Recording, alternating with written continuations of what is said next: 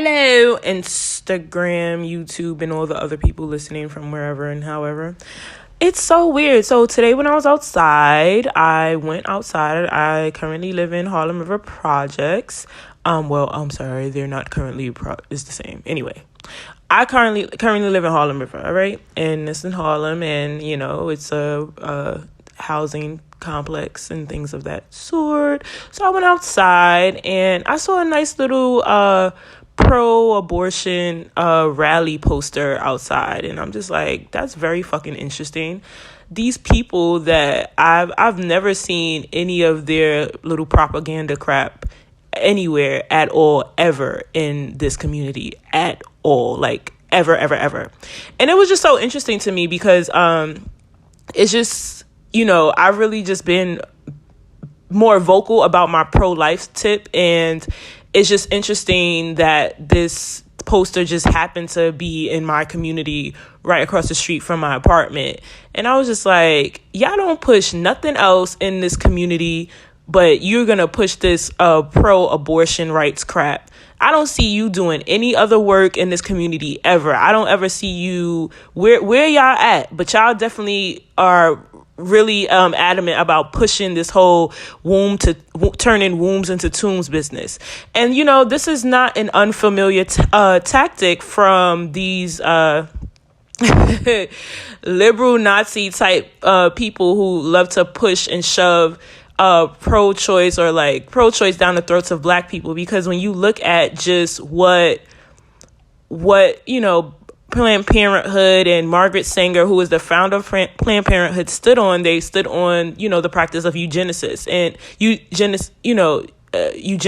And when I just think about how people are so adamant to push Black people to specifically Black people to abort their children, as opposed to creating a society or spaces that are, promoting life, promoting the ability for a woman to carry her child, promoting the spaces and promoting a society that will assist in the eradication of poverty for Black people, which is what prevents them from wanting to abort their children, because that's mostly what it is that makes people want to abort their child. Oh, I can't feed another mouth. Oh, it's going to be hard. It's so hard to raise children. When I was over the summertime, when I was doing counseling at EMC, which is an emergency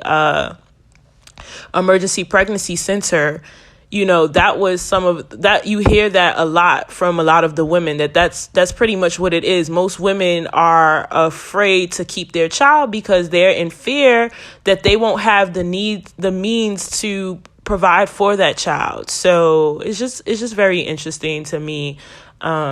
Just the society that we live in. Everybody is so, pro-choice. Why don't you give a woman a chance to choose what it is that she wants, by creating a society that allows her to say, you know what, I can keep my child if I want. I can keep my child. It's not like, oh, well, it's either my child or life, or my life or my child's life. That's pretty much the options that we're given, and it's just disgusting to me. I just wanted to share that really quickly. We can talk more about this, or you can tap into my podcast. I have another podcast that is called Loud Conversation. You can find it on Spreaker, or just type in Iman the Original on podcast and you will find it, and you'll just hear what I have to say in regards to that, because I am a post-abortive woman, as most women in the Black community are, because abortion is the number one killer of Black bodies in in America. When we talk about that, and New York City, it does have the highest abortion rate, and they push and promote abortion in our society like sliced bread or whatever. Like, they just push it like it's the hottest thing. And I wish they would push anti-poverty programs or things that will actually assist our community, as opposed to pushing us to pushing us to pretty much participate in the genocide of our race, of our, not our race, but, our people group. But anyway, gotta go. Bye.